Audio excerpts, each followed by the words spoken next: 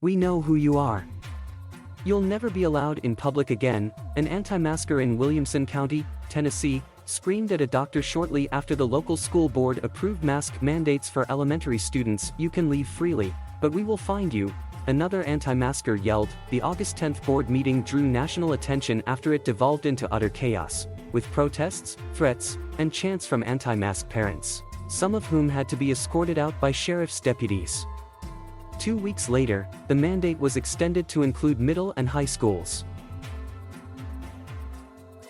But despite the furor, the mask mandate won't apply to at least 30% of all students because they have been granted exemptions. The mandate originally allowed parents to opt students out on religious or medical grounds.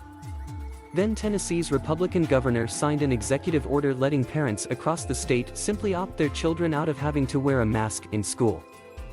As of September 3rd, a total of 12,580 K-12 students in Williamson County were exempt from wearing masks. More than 300 students are currently in isolation after testing positive for COVID-19. All across the country, school mask mandates have become such a contentious subject of debate that in some cases police are called to meetings to deal with hordes of unruly parents, and school board members are quitting over threats and harassment. But even when school boards vote to implement mask mandates, they're allowing droves of students to opt out of them, essentially making masking optional, amid an exponential rise in child COVID cases. Parents seeking to circumvent mask requirements in school districts have had plenty of help. Conservative parent advocacy groups are advising families on how to fight mandates. Louisiana's Attorney General posted sample exemption letters for parents on his Facebook page, and an Oregon superintendent encouraged parents to use federal disability laws to skirt the state's mandate.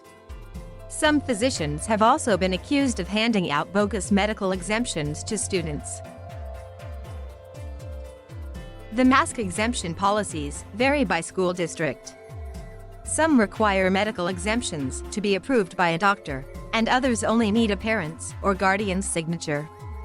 Several districts let parents simply opt out without a reason. School forms typically do not list the specific medical conditions that would exempt students from wearing a mask, but Jennifer Leiter, a pediatric and hospital epidemiologist for NYU Langone Health, told BuzzFeed News that such conditions are very, very rare and include developmental delays, some forms of autism, and craniofacial abnormalities.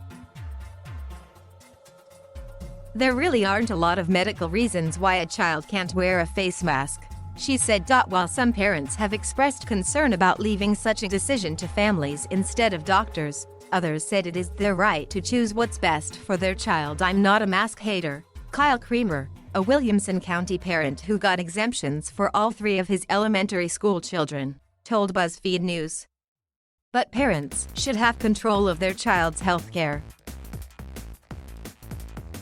Creamer said his exemption request for his kindergarten daughter was approved by the school within an hour. Laura Langham, a parent in Spring Hill School District in Kansas, told BuzzFeed News that a lot of people in her community said they would make up any reason to put on an exemption form, whether it was accurate or not.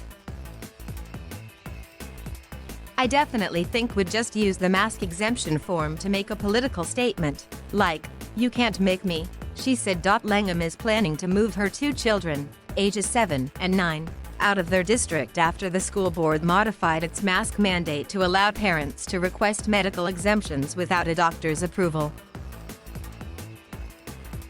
At least 443 of the district's 2,634 elementary and middle school students have received permission to not wear a mask in school for medical reasons. Of these, only 63 exemptions were certified by a healthcare provider.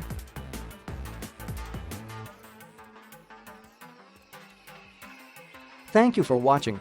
Please subscribe.